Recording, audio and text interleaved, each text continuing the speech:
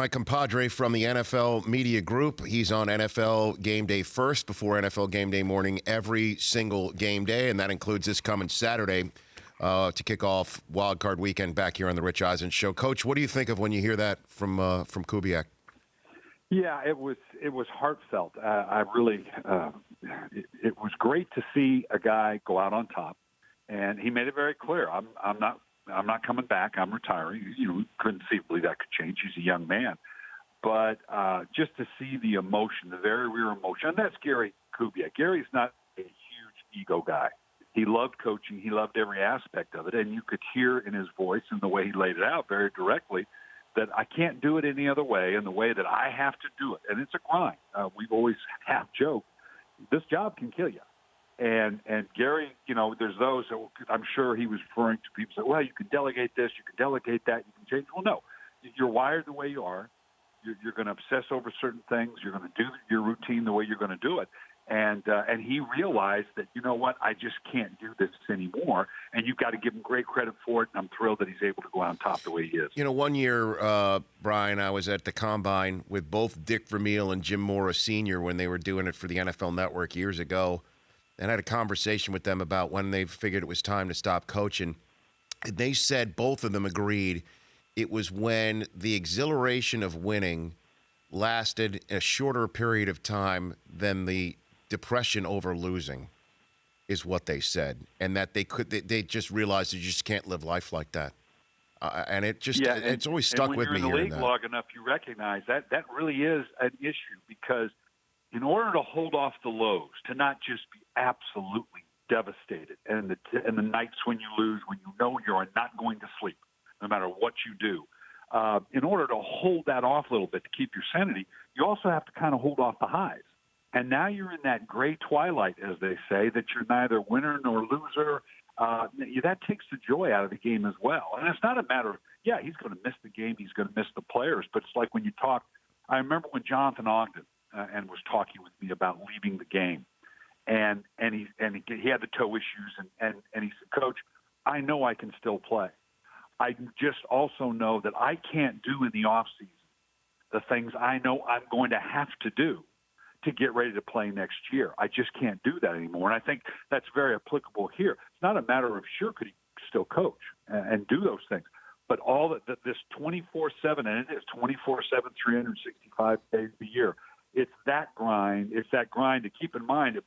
3 weeks after the Super Bowl, combine, and then draft and OT, and that it's that grind that he recognizes. I just can't do that grind anymore.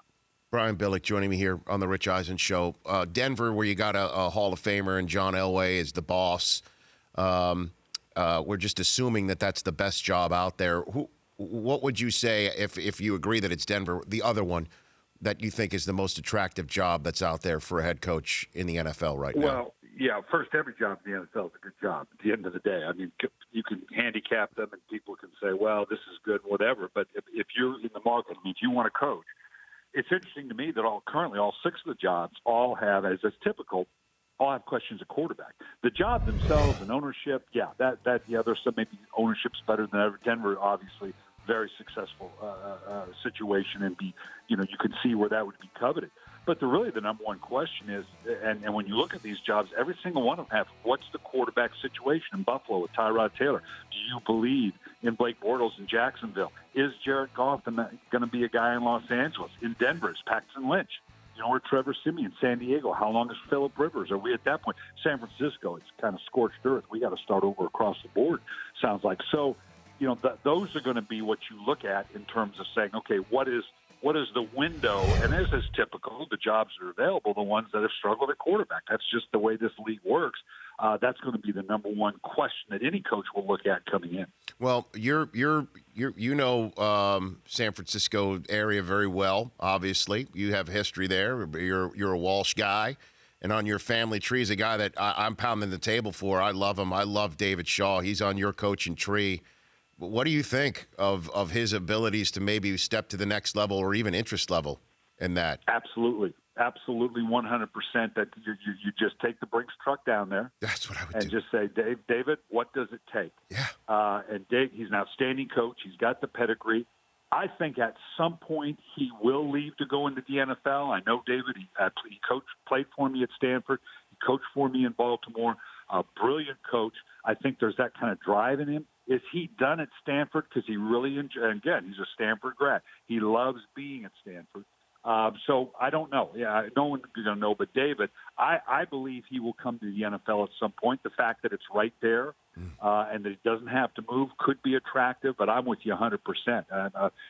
We go to the normal pools. One of them is the college, and Jim Harbaugh, Nick Saban, all they're going to do is get a raise wherever they're at with their talk. So they're not going anywhere. The only other college coach that would be in that category to me would be David Shaw. And I agree with you. They should make a beeline for him. I just don't know if he's ready to leave Stanford. What is Jack Del Rio thinking right now, do you think? Oh, boy. Wondering why me. I mean, to me, Derek Carr was the MVP of the league, and I was just loving what the Raiders were doing. Their ability to win on the road, this young team that seemed to be growing with every week. Defense getting better and better with their ability to put a pass rush on the outside, getting turnovers.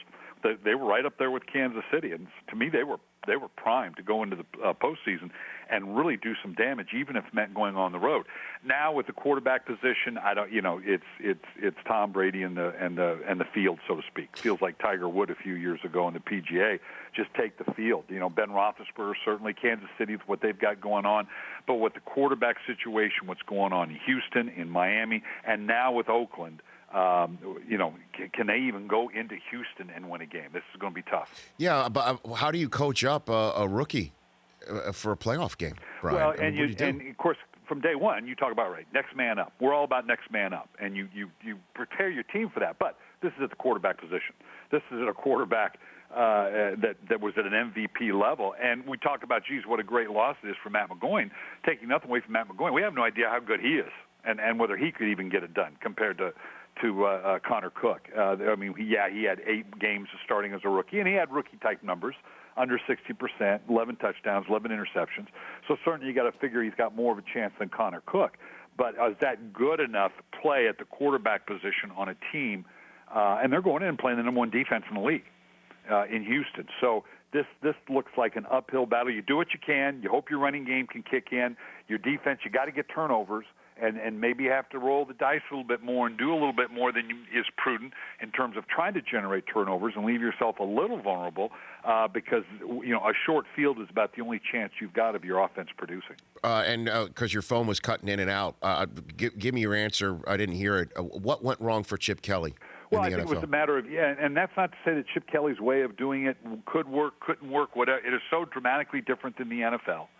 That for them to stay with Chip Kelly, that was going to be the question, because to stay with it, and you're on a path now. If Chip Kelly, and you're going to stay with that style of play, you're on a path that's wholly committed to that. That if it now doesn't work 2 or 3 years down the line, you're right back where you started. It's not a matter of, okay, we'll bring in a new coach and he'll recraft the lineup a little bit and we'll go forward. I mean, it would have been scorched earth again. I think they recognized to stay with Chip Kelly would have been a commitment that, given what has happened and that style of play, that the 49ers nor anybody else is just willing to do.